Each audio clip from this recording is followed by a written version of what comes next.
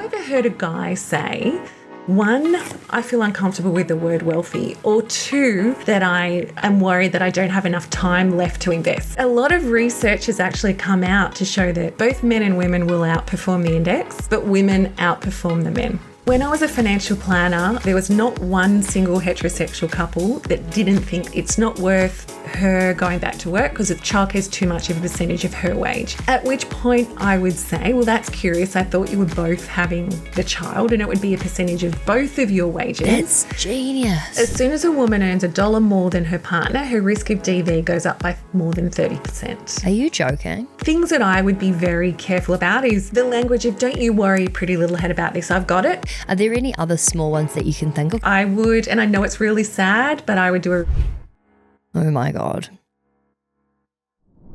You know that feeling when you actually hit a milestone or you achieve something that you've been trying to for ages, you maybe doubted yourself, but you actually finally get there. And this could be anything. This could be landing a new job that you've been working really hard towards and writing down all the wins that you have and really making a proper case of why you deserve to be paid more or promoted. Or it might be starting a side hustle. It could be anything that takes time, planning, and having to back yourself. And that's exactly how we think about saving and investing at the Curve. It's how we teach everywhere across our workshops and the Investing Club on the podcast, building towards big stuff, whether that be growing your investment portfolio or saving up to buy something that actually takes time and preparation and confidence to get there. So yeah, while I was home in New Zealand, as in while I'm recording this right now, I have been so lucky to drive this incredible car around. And it's fair to say, a Lexus has made its way onto my wish list. And I didn't really ever think that investing in a car like this would be something that I would consider or would put high on my priorities. But the way that it's made me feel, the confidence that I have when driving this car, how safe I feel, it's just, yeah, I finally get it. And so what we've done is created a step-by-step guide to help you to get from wherever you are when it comes to saving for something big like a Lexus or something else, to help you get from where you are to where you want to be. Because I think that, you know, just back to what I was saying at the beginning, it's like, it's anything that's worth having is going to take hard work and time and commitment and backing yourself to get there. And so if you would like to know the best way to save and prepare and work towards, you know, a big ticket purchase like buying a car, then we've created something to help, and it's in the podcast show notes. It's totally free to download. And because Lexus isn't just a car, it's actually a lifestyle and something that I've experienced firsthand, we have chosen some seriously inspiring women to feature in the episodes that they're sponsoring. So if you would like to download the how-to guide, it's in the podcast show notes. But otherwise, back to the podcast. Mel, so you're coming to us live from Sydney, as if you're broadcasting in like a journalist for the news.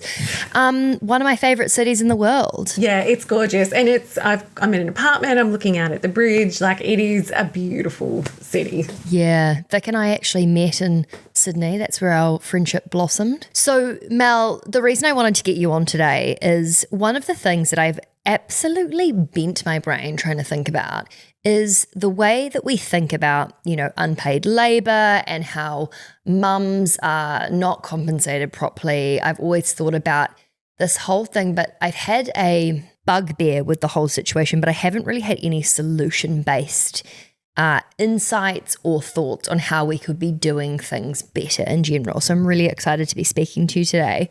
You've worn lots of different hats. You've been an accountant, you've been a financial advisor, author, educator. That's obviously quite broad. What is the connecting thread between all of your work? I think it's always been wanting to work with women and money. So when I was an accountant, it was helping women build their businesses and create wealth that way. When I was a financial advisor, it was we know that there are gaps with super and business and profitability. So let's make sure we're putting our financial oxygen mask on and building wealth. And now as a financial educator, it's the same. So it's rather than me doing it for you, let me show you how to build wealth. So women and money has been the commonality all the way through. Oh, we've got so much in common already. Great to hear.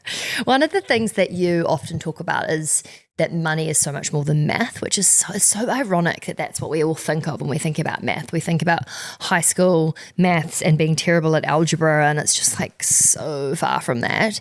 You know, there's so much emotion, like societal, cultural pressures and expectations and like learnt behavior that come into the way that we all are with money. But can you just elaborate on your perspective with this? Because I know it's something you speak about quite a lot. Yeah, well, it's really interesting because I've been diving into this a lot deeper because I've been writing my next book, which comes out next year. But the thing that I've really been incredibly interested in is the perspectives we have around what we're capable of as women, but also what society thinks we're capable of. And I feel like there's this real disconnect around capability and perception. So, for example, you mentioned emotion and math, and we have this presumption that, you know, if as women, maybe we don't enjoy math, so therefore we're not going to be good as money, when one really has got nothing to do with the other. The only commonality is there's numbers. But a lot of research has actually come out to show that the emotional investors are actually the blokes. That women actually behave very unemotionally and in a very balanced way when it comes to investing. But the blokes will trade more often. They will change their perspective and change how they trade based on what others are saying. There's even research come out of the University of Essex that says things that have got nothing to do with finance, so non-financial headlines, will make a guy behave emotionally when it comes to investing.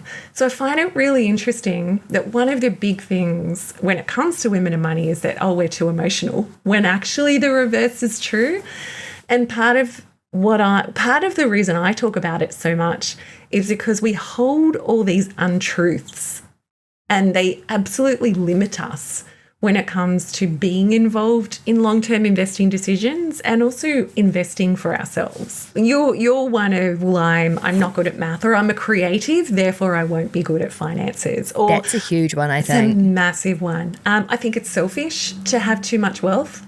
So I'll say that I want to be comfortable, or I want to not have that loss aversion. I don't want to live in my car. I don't want to be badly off at old age, but I don't feel comfortable saying I want to be wealthy. It's a massive one for women. Why is that? It's so weird. It's really interesting because I had a conversation with a male financial planner this week, and I said to him, have you ever heard a guy say, one, I feel uncomfortable with the word wealthy, or two, if they're 30, 40, 50, that I am worried that I don't have enough time left to invest, like it's probably not worth it? And he goes, no. Like he looked at me like I was a little bit mad, and yet they're the two things I hear from women all the time. Like in my 40s, I don't think it's worth investing.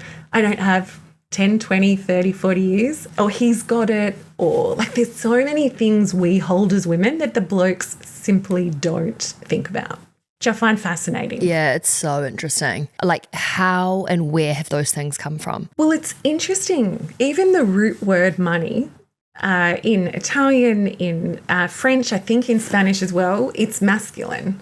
Like if you think of our financial system in the Western world, it's very patriarchal. Even a lot of the words we use. So I think is it any wonder that a system set up by the blokes for the blokes isn't necessarily going to be inclusive for women, and we may have even excluded ourselves from that because of it. But there's fidelity research that shows that 93% of men and women, when asked who was the better investor, said men.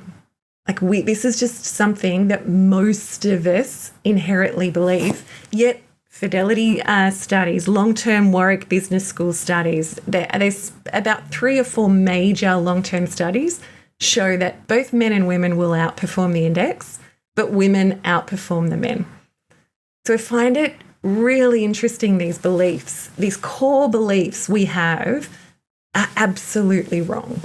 What are some ways we can reframe those limiting beliefs? I feel like it's one thing to like pick up on what we're doing wrong, and wrong is like whatever, such a subjective word, but then where to from there? Because we do all sorts of manifestations or reframing about like, I am not fat, my body is beautiful, to like, we do this all the time with all other areas of our life, but I've never heard reframed financial mantras. What are some ways that we can start speaking to ourselves in a way that's positively affirming the fact that we're totally capable?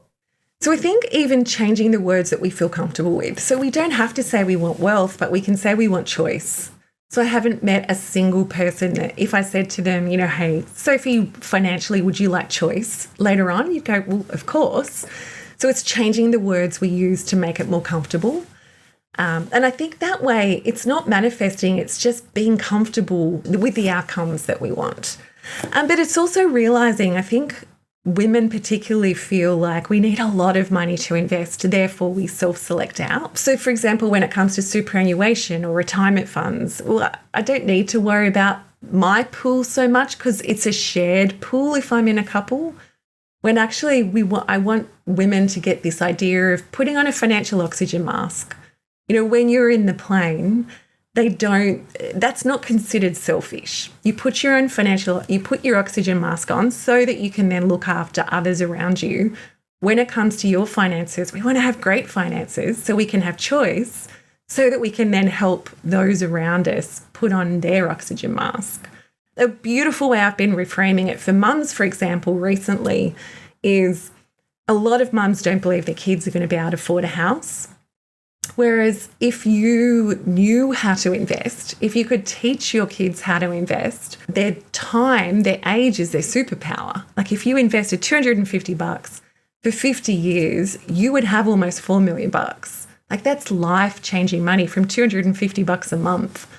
So I think it's realizing it doesn't have to be large amounts. So the reframe comes both from understanding, okay, so it's creating choice and I can help others do it as well.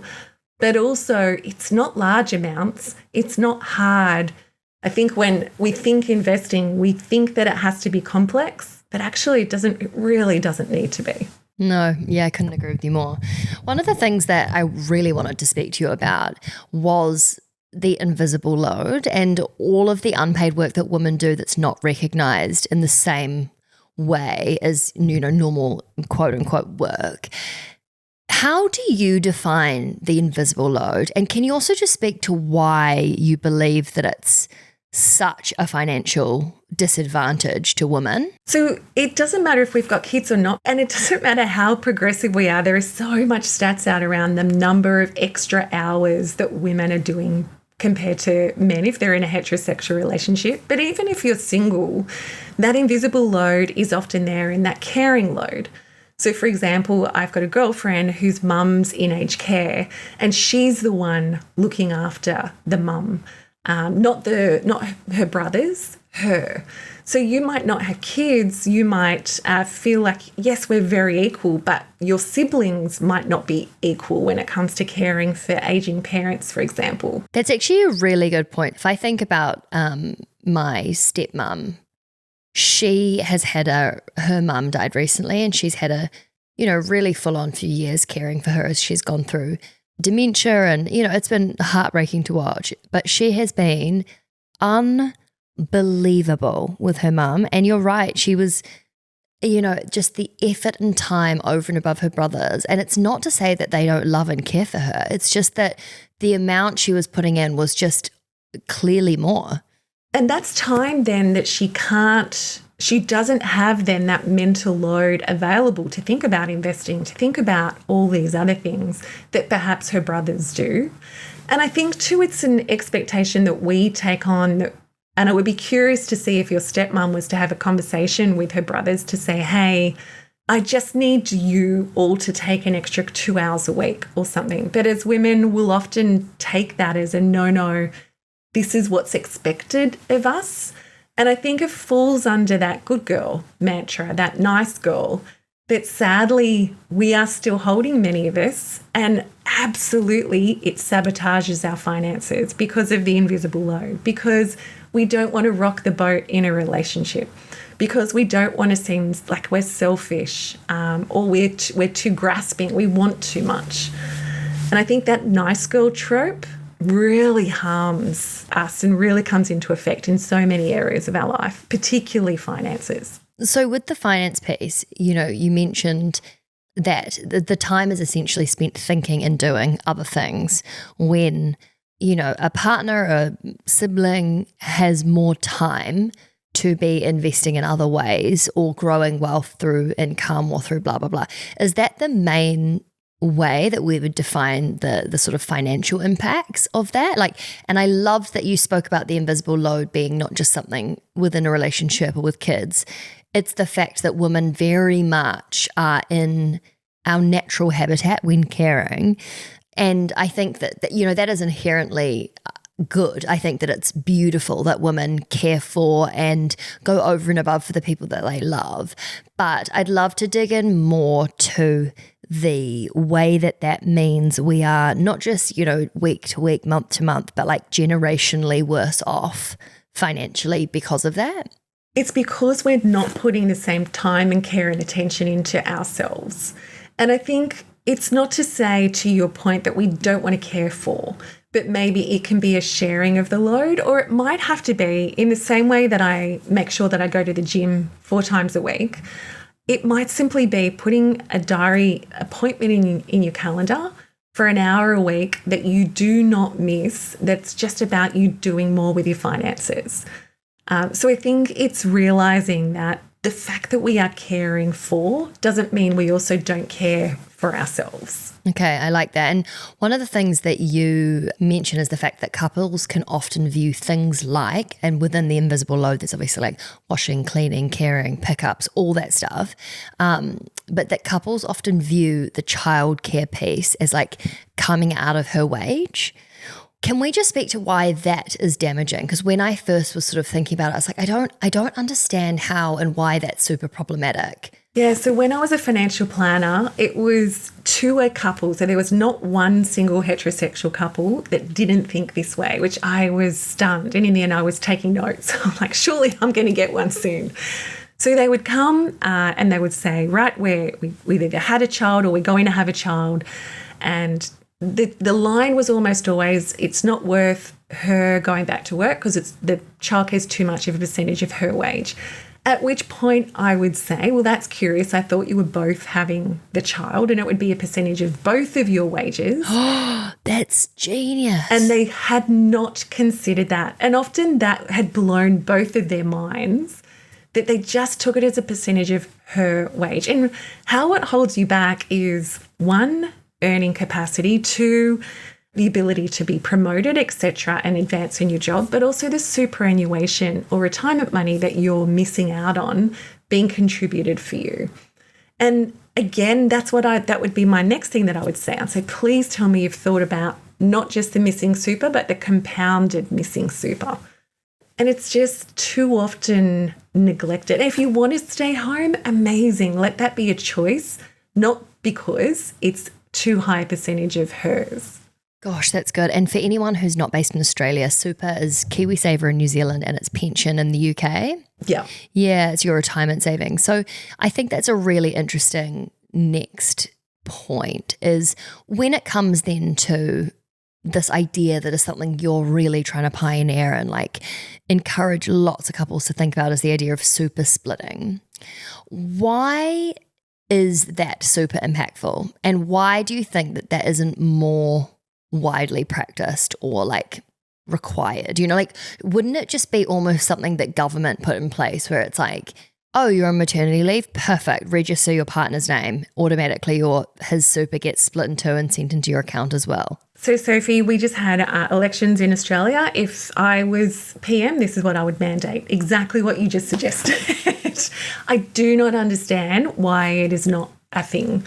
And too many people say to me in response, oh, but if we split up, I'll get half of his or her wage anyway. And in my experience, that is almost never the case, because you prioritise the home, not the super, and the home's an asset, not an investment. We can't eat our house. Or what often happens is you go, you know what, this is just too hard. I'm just going to let that go. I just want peace. And so you don't actually get the amount that you do. So this just makes it easy.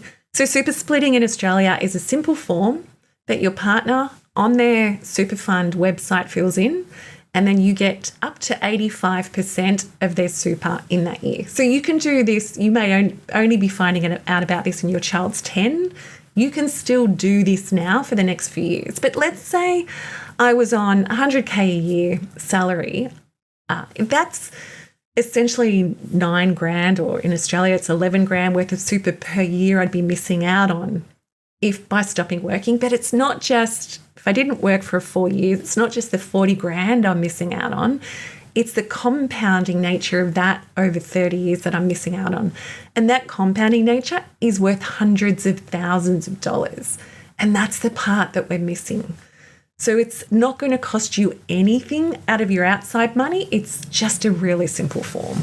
I mean, honestly, I'm quite impressed that there's even a form, you know, like I know that sounds dire to have the bar that low, but I'm impressed that there's a way you can do it. Yeah, really easily. One of the things that you mentioned is like this number, $143,643. What is this figure? What does it mean? And why is it such a wake-up call for so many people? So when I did some numbers and went, if you were on an average wage and you didn't work for 5 years because you had a couple of kids, I think it was 5 to 7 years, this would be the super that you'd received. And then the compounding nature of that would mean you don't just miss out on the small amount, it would actually add up over time to about $600,000.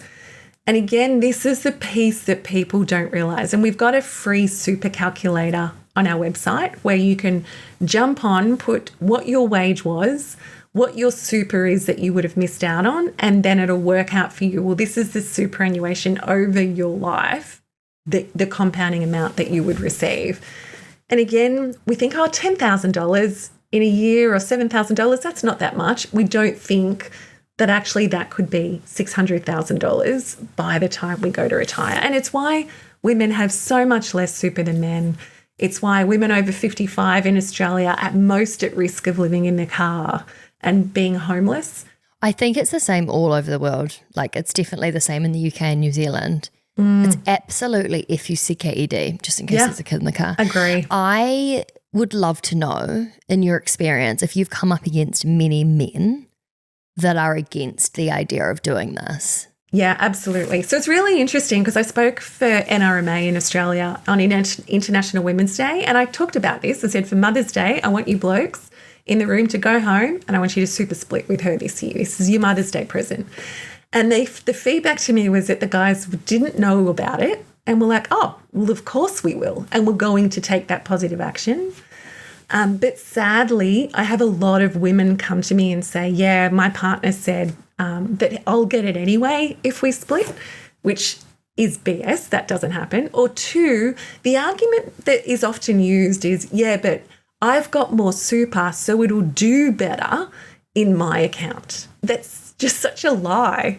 So 7,000 in your account versus 7,000 in your account is exactly the same amount. It doesn't matter if I've got more or less, it compounds the same. It's got the same time to compound. Interestingly, and I could be wrong with this, I wish Vic was here, but I did think the more that you had in an account, the more compounding interest you get. Yes, you do, as in it does compound more, but that 7,000, for example, that you are missing out on, that 7,000 doesn't inadvertently grow because it's in a larger pot.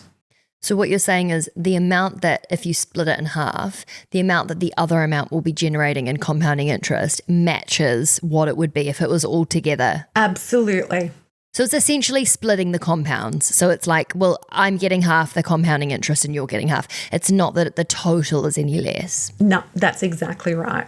Yeah, and it is a misnomer, and I love that you went, no, I think that might be right. And that's often the woman will go, oh, okay, well, you must be right. Yep, let's just leave it. Oh, as in with their partner, they're like, oh, yeah, you're right. Okay, cool, we'll leave it. Yeah, absolutely. Do you think that they know that they're wrong? I find it really hard to understand if a partner, you know, particularly this, we're assuming these are people that are in love and in relationships and you know, all's going well, right? We're not talking about in hindsight, you know, anyone that's in a financially or otherwise abusive relationship. So you would assume that the partner, and assuming this is heteronormative, would be wanting what's best for the partner. So I find it I don't know, I guess the question to me is like, do they actually think that? Maybe men are just not a lot of men are maybe not financially literate to the point that we assume. Yeah. Well, I would say two things. One is, yes, I think you're 100% right that the men are saying it confidently, but they're actually wrong. So there are some men that genuinely believe it. And because they're confident, their partner who's like, oh, you're probably better at maths than me, so therefore you must know what you're talking about. So the majority of couples, the women, 90% of women look after the household budget. The majority of men look after the long-term investing. And 7 out of 10 men say the reason they do that is so that they have control, so that if they split, they know exactly what's going on. No way. Yep. So if that's you, and if you love your partner, but if you're one of the 7 out of 10 that says, you know what, I'm a realist, if we split, I'd rather that be in my account than hers, what's your answer going to be? Holy shit, really? So there's stats that say 7 out of 10, the reason they do long-term, like they want to do the long-term wealth is so they have more control over it. Exactly. Holy shit. And that sort of speaks to all of the stuff that we talk about at The Curve with, like, for a really long time, women have been, you know, like told to scrimp and save. And it's all about like budgeting, and it's all about like the dollars rather than how you can make that. Rather than investing and building and yeah. Yep. Oh my effing God, this is so horrendous. Mm-hmm. Shit. Yeah. Okay, right. All right. So look, what we're taking from this is that although your partner may love you very, very much, and you may love them very, very much, we have got to be honest about divorce rates being more than 50% of people end in divorce relationships. So if that is true, why would you not protect yourself early on in a relationship? Or if you haven't done it yet, start it now. Who cares if you've got a 10-year-old? Like, there's never a time that it's too late to do this, particularly, well, I guess it is if things have gone sour, but if you're in a happy relationship, perfect time. You would way rather do this, protect yourself, should the worst happen. I actually heard a really interesting, someone talking about prenups in a really interesting way. And I just thought, God, that's just so true. It's the idea that like you are entering, you know, that sort of saying that you said about, oh, well, you know, if we split, you'll get half. It's like, well, hold on a second. The prenup that you're agreeing to if you don't have a prenup, or you're not actively changing the way that you do it or asking for what you want, is you have a prenup. It's just that it's controlled by the government and you haven't set the terms. And if policy changes, so does your financial situation. So it's like, why not just take things in your own stride, deal with it once, have some, you know, potentially slightly uncomfortable conversations, but know that you're setting yourself up. Because I think this huge piece for me that's been missing with the whole, like, how do we deal with this idea of women kind of biologically, if they want children, do have to be the ones that are predominantly caring for a period, particularly of a baby's life, right? Like, you know, toddlers, fine. Like, that's not necessarily needing to be the woman, but someone needs to do that. The childcare cost should be split evenly across the two of you. Even if your salary is proportionately less and that's more of your salary, it shouldn't come 100% of yours. I love that. I think that's such a good way to think about it. But it's also just thinking about that time that you're taking off work, you're missing out on super, which if you understand anything about investing, or even if you don't, the one thing you need to know is that it's not just the amount that's coming into your account. It is a huge amount more than that. So don't do yourself an enormous disservice and be a part of the statistic, which is us ending up in retirement with so much less than our partners, regardless of if your relationship's beautiful and lasts the test of time, you know? I absolutely agree. And if your relationship lasts the test of time, fantastic. But if it doesn't, at least you've put your financial oxygen mask on and you are looking after your future you.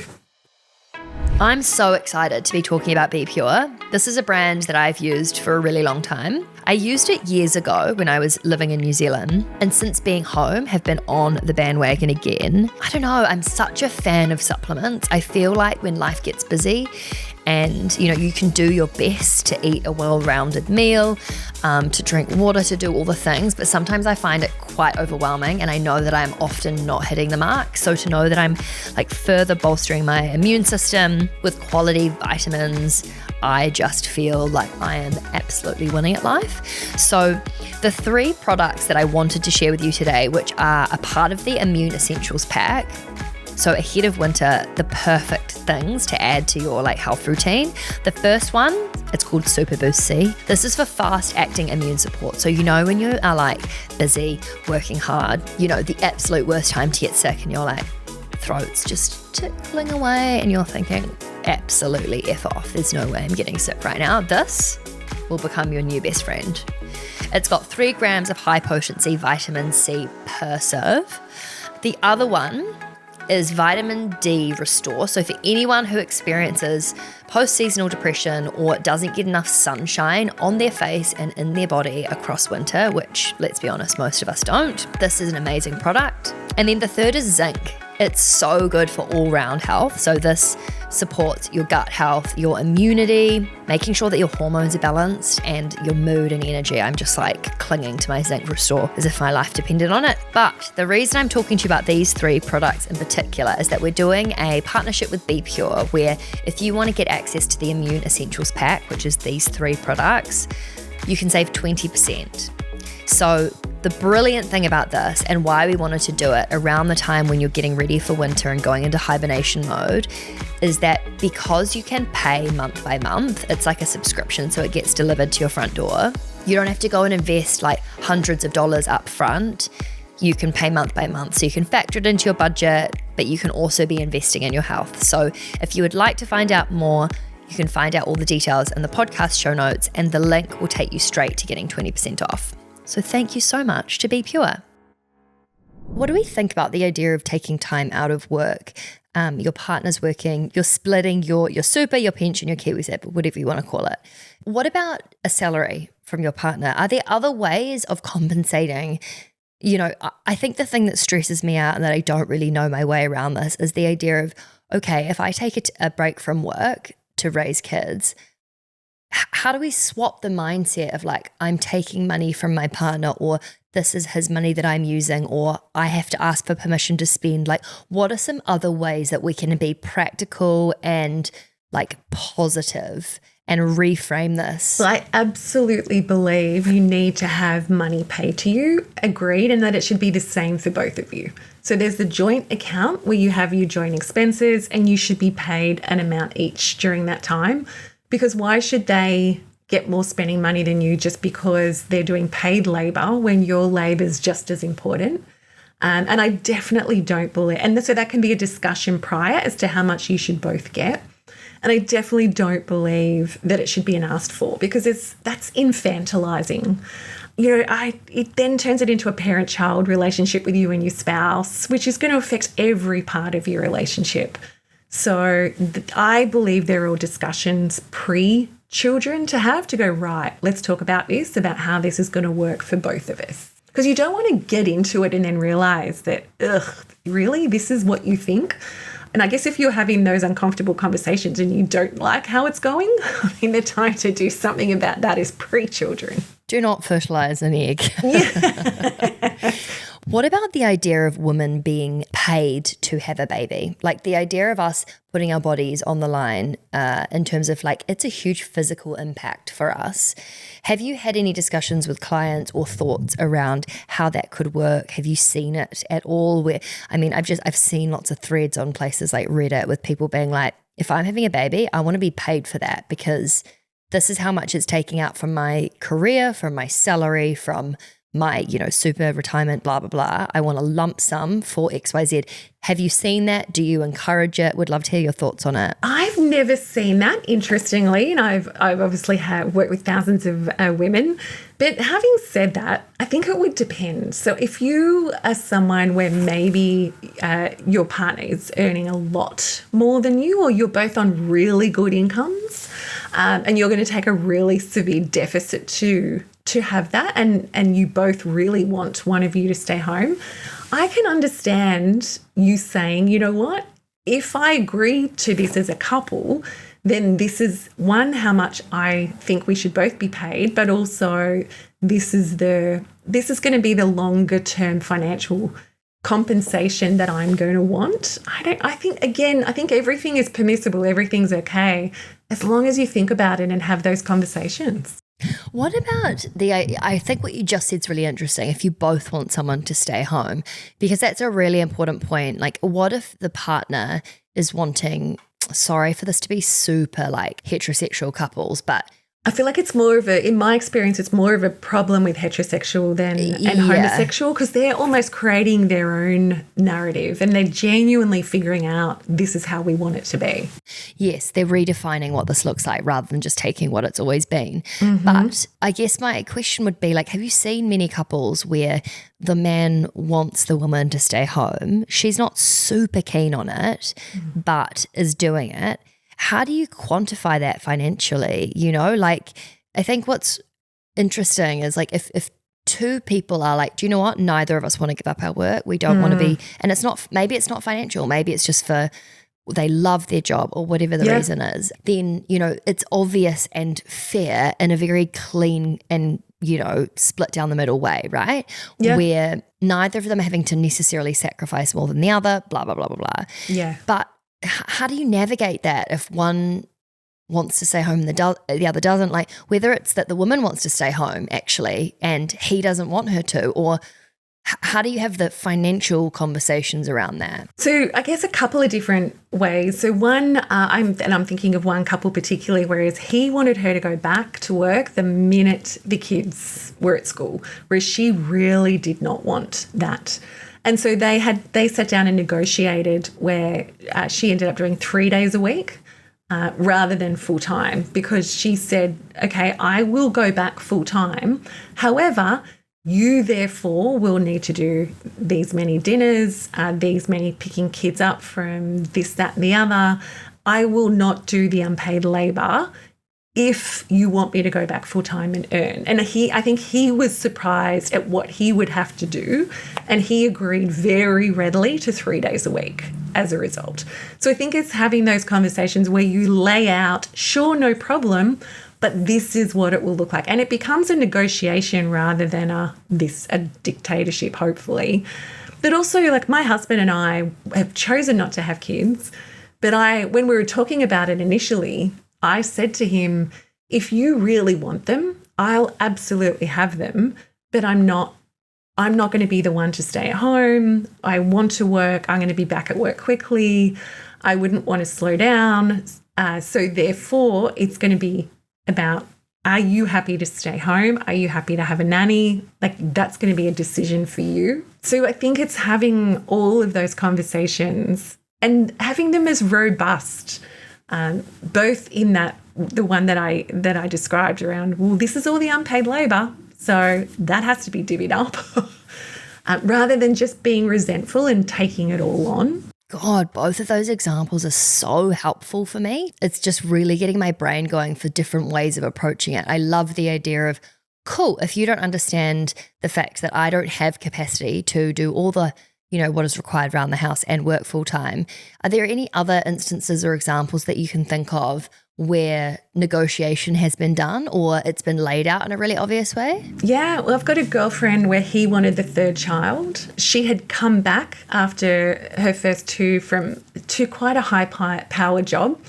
and she did the same thing. She said, okay, I can see you really want it, but like I'm not there. I'd be really happy with two. So if you want a third, we're going to have to talk about what that looks like. And one, you're going to have to step up more. Because two's kind of manageable, but three is not going to be this is all on me.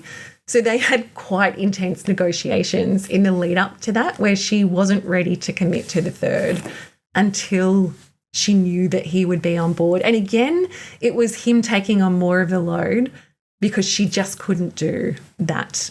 That's so interesting. I went on a couple of dates with someone who we spoke about this, and I said, I love kids. I would love to be a mother. I genuinely would really love that one day, but I love what I do for work. I'm so passionate about it. I've worked so hard on my business, and it's you know, whether it's the curve or something else, I can't imagine myself not contributing to something that I care a lot about. You know, I just can't imagine that. And I said to him, you know, I'm stuck between feeling like I would want to be, if I'm going to have kids with somebody, I would want to be in a financial position where we could afford help, where we could afford to outsource things like whether it be some of the cooking or cleaning or laundry, etc., childcare. Like I would need to be in a financial position where that was like, we were both willing to put money towards that so that we could both do our jobs. Also, keep in mind, this was 3 dates in, so, it's exactly like, we weren't having serious chats about it, but it was more just really interesting to speak to him about it. And he was like, oh, I totally am on board with that. He was like, say no more. I want to be able to come home and have like conversations about what my partner's done that's not necessarily just about, the kids and what's happened at home, which I thought was really interesting. But he said to me he had this big, not argument, but contentious conversation with a guy friend of his where the guy friend just could not understand how he wouldn't want his partner at home with the kids full time. And it was just really interesting because I see so much value in being able to put all your time and energy into your kids. Don't get me wrong, I understand the idea of the first 3 years is like the most important for their attachment style. Like I really understand how important that is. But I think it's having a conversation, and I think too many people jump into a relationship, then jump into living together, etc. And then the next logical step is children, but they don't actually talk about, well, what would all those styles be? What would those? It's just an expectation. Oh, of course you'll do this and you'll do this, rather than having that intentional discussion around, well, this is what I want early on. And I think because I've chosen not to have children, it needed to be an really early conversation with my now husband and I, because I didn't want that. But interestingly, I don't think it matters if it's kids or for singles. There's always a next thing that we're talking about. Certainly for my husband, he's getting to the age where a lot of his friends are stopping working. And he had the conversation with me recently to say, just so you know, I don't want to stop work anytime soon. I love what I do. I can't ever see myself not working. So I hope that's not something you want to do. I'm like, oh, no, I can't ever imagine myself just holidaying full-time or just not working. So I think whatever stage you're at, it's having those financial conversations so you know what each other are doing and you can plan for that. I love that. Gosh, I never even thought about that. Imagine if your partner wanted to go and like sail the world in a giant cruise ship and you just couldn't think of anything worse because you have your job you want to do. That would be, it's interesting because that's kind of going on with my dad and my stepmom at the moment, where my dad's a bit older and he loves skiing. Actually, they both love skiing, but my stepmom is needing to and wanting to work. So dad goes and does those things by himself, which is fine. And I think it's really important that he does that. He's not changing what he wants to do because of it. They make it work. But yeah, it is a timing thing with everything, and making sure you actually talk about it so you're on the same page and not like all of a sudden blown away when someone stops working at 35 because they've decided they've got enough money and you're like, well, I'm pretty sure I need more than that. Yeah, exactly. It's having the financial conversations, and as couples often we don't, because money's the number one thing we fight about. We fight about it twice a month according to a lot of the research. Certainly Relationships Australia has that. So if we're coming to it at a point where it's awkward and we're going to fight about it, of course we're avoiding these conversations. But if we can bring it up in a way that's not accusatory, if it's more around curiosity or I've heard this or what do you think about, or then it can be a more enjoyable conversation. It just becomes something else we talk about. Yeah, no, I think that's amazing advice. I would really love to hear how you view or value the idea of the invisible load, whether it's cooking, cleaning, planning dinner, looking after the kids, because the one thing that my brain cannot compute, and something that I've thought about for ages, is the dollar value of outsourcing cooking, cleaning, dropping stuff off might not add up anywhere near to how people view how important that is. I mean, like, of course, if you said to your partner, cool, you want to outsource a chauffeur to pick the kids up from school and do this and this and this, it would add up. But I think my hang up is around the idea that traditionally those types of jobs are lower paid. And so they're not valued financially in the same way. How can we reframe that to ourselves and like so that we feel like the work we're doing is super valuable? And also how can our partners or other people view this in a different way that is more valuable than what it would be if you did outsource it? Maybe it's adding it all up and doing what that client of mine mentioned when her partner wanted her to increase to full time. She said, look, this is essentially 2 days a week that I'm doing this. What would it mean for you to find 2 days? And usually the partner, especially if they're earning more, just the concept of them having to find that time, like 3 hours at the end of work every single week. What would it mean if you had to leave your office at 4 o'clock and start to do this? I think equating it to someone else to where they can feel the pain, I think is more helpful than trying to put a dollar amount on it. Do you think also thinking about your own opportunity cost? If I'm doing this, therefore I can't be doing that? Absolutely. Yep. So if you are someone that your thing around wealth creation is, I don't have time, then it's, well, how can I make time? And if you understand that if I learn to invest $250 a month over 50 years, it's $4 million invested, like that's worth spending 2 hours a week where I outsource some stuff to understand how to do that. Like that $4 million investment over 50 years, that's worth the 2 hours a week paying for someone to do ironing or clean your house. So that's where you can reframe it around the opportunity cost, where it's not just the dollars earned now, it's this is what I could, but the thing is though, it's making sure you spend the time doing that. Because we don't want to create that space and then sit in front of sit on the couch because we're so exhausted watching Housewives. I also want to do that, but I want to make sure that I'm investing and that it's automated. And once we make investing more complex than it is, once we figured out how to invest, once we've automated it, we can quite literally set and forget it and then get back to doing those things maybe that we enjoy.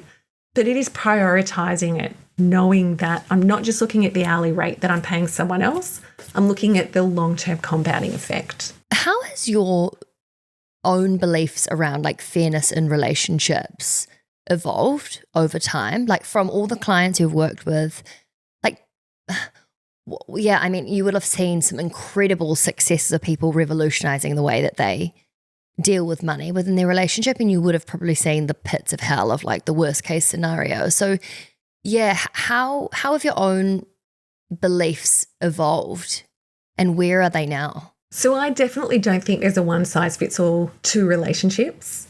People come with their own money story. People come with their baggage around this is how I've been modeled how to do money, and these are the beliefs that I hold as a result. So it's really difficult to say, well, this is just how we should do it, because that's simply not how life works. So what I've come to the understanding of, it's making sure that in each relationship you feel seen, you are safe, and that you are both involved equally and fairly with the long-term investing. Because, for example, there are stats around where a woman earns $1 more than her male partner, her risk of DV increases by 30%. What? Okay, so this is honestly what I wanted to ask you about, was like, what are some of those stats or dynamics, and why is it so threatening for men and uncomfortable? And is there a way in which like that can be reframed or relearned? Because I don't think that men want to feel inferior or threatened by their partner earning more, but it's so common. So common. And that's why what I encourage women to do is to put on their own financial oxygen mask and invest for themselves, realizing that small amounts invested regularly can compound to a really large amount. Because I've got women that are earning a lot of money that their partners will not engage financially with them because they feel so emasculated. They won't say those words, but that is absolutely what's going on. And either you press pause and hope they're going to come around, or you're scared to bring it up, or you just have to do it for yourself. Whether you're earning lower or higher, I'm such a fan of making sure you are not just looking after the household budget, you are also looking after your long-term financial health and investing regularly, because you can't earn your way to wealth. You don't want to abdicate it to someone else. So it's doing that for yourself.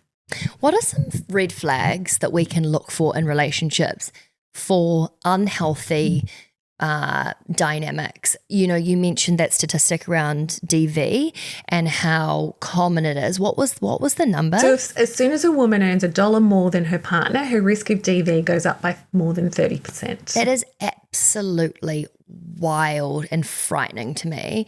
What are some of the telltale signs early on if a man is feeling emasculated or uncomfortable and things are starting, like they might not be domestic violence, but they might be, heading in a really unhealthy, toxic way? So it's really hard because it's different per couple, and you might not see those red flags for a while. But things that I would be very careful about is the language of, don't you worry, pretty little head, about this. I've got it. Like, I don't need to talk about money with you. I've got it.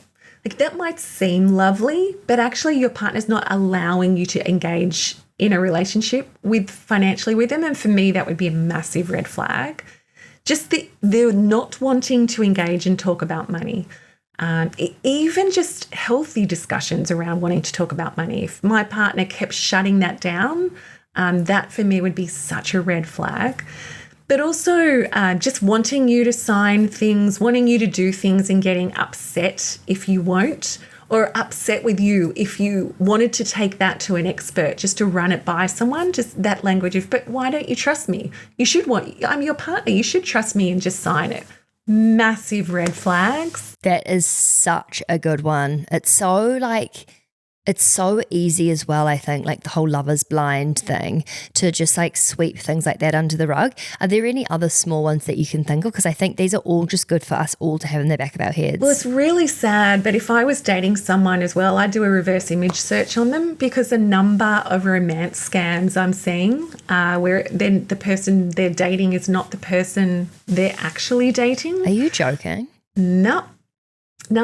So I would, and I know it's really sad, but I would do a reverse image search. Oh my God. Do you mean like dump their photo in Google and just see what comes up? Yep. Oh my God. Yeah, just to see, is there anything out there where someone has said, hey, this guy has done this, or he's been involved in a bankruptcy or a liquidation, or if my partner, I'm a fan of, before you move in together or open a bank account, I think you should be sharing. This is what I have. This is what I owe. If your partner didn't want to share that or disclose that, that would be another red flag for me. Like, there's just so many. Yeah, God, there's so many, isn't there? Just wrapping up, like, with some sort of actionable insights for people. If there's like one mindset shift that you would like every woman who's listening to this to take away from this conversation, what would that be? Investing for the long term isn't selfish. It's actually necessary. And that I think every woman should be investing, even if it's a small amount, regularly for themselves. Like that would be the number one thing I'd want every woman to be able to do, in their own name, ideally. Yeah. And what would be your hope for like younger generations, the kids that are starting to grow up and move through, especially like young women?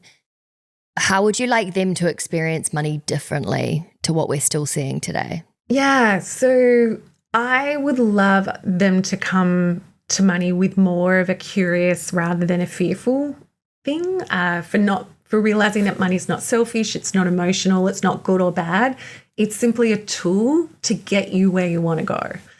And to think of your age as a superpower financially. You might not think it's a superpower in the workforce. You might not think it's a superpower in other places. You might think that I'm being locked out of the housing market and all sorts of things. But the time that you have, your age, is your superpower. And if you can invest even small amounts for the long term, it's life-changing. The earlier you start, the better. Amen. Amen. Okay. And how can anyone listening who would like to work with you, learn more about your work, practical steps in terms of how they can split retirement funds, things like that, where can they find you and your work? melissabrown.com.au. I'm E on the end of Brown. I'm a fancy Brown. There's lots of freebies and resources and masterclasses and courses. Incredible. And melbrown.money on Insta as well. I give lots of tips and tricks there too. You know, Mel, your Mel B, when I was doing research, Mel B from the Spice Girls came up. I'm so happy with that. I was like, who am I talking to? No, Yeah. This has definitely been more educational than I imagined that chat would have been.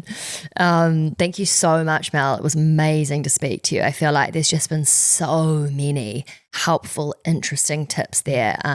So yeah, thank you so much for sharing your time and your knowledge so generously. You're so welcome. I love this chat. Me too. Thank you so much for listening to Raising the Curve. These conversations are designed to teach you everything you need to know to be better with your money, from saving to investing to talking with your friends about your salaries, all of that stuff. And if you like what you heard, we would love if you could please hit subscribe wherever you're listening and leave a comment. Let us know what you thought about the episode. And it only takes 1 second and it would really make our week, our month, our year. Yeah. So please do it. Okay. Love you. Bye. Okay, quickly. The Curve was created to empower and educate you about investing, but we are not financial advisors. Our platform exists for educational purposes only, and it doesn't provide personalized investing advice for your individual needs and should not be relied upon to make an investment or financial decision. And always remember to do your own research before making any investment or financial decision. We're here for any knowledge and support you need, but the final call is always yours. And thanks for being here. You got this. Yeah, we know you got this.